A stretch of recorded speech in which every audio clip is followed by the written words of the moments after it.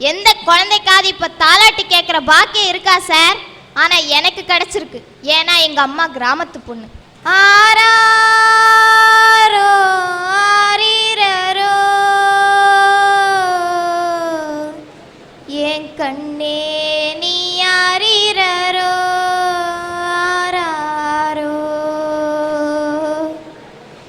என் கண்ணே நீ கண்ணுறங்கு என் தங்கோ நீ கவரிமான் கண் தூங்கு. பாத்தீங்களா ஐயா, உங்களுக்கே தூக்கம் வருது இல்ல?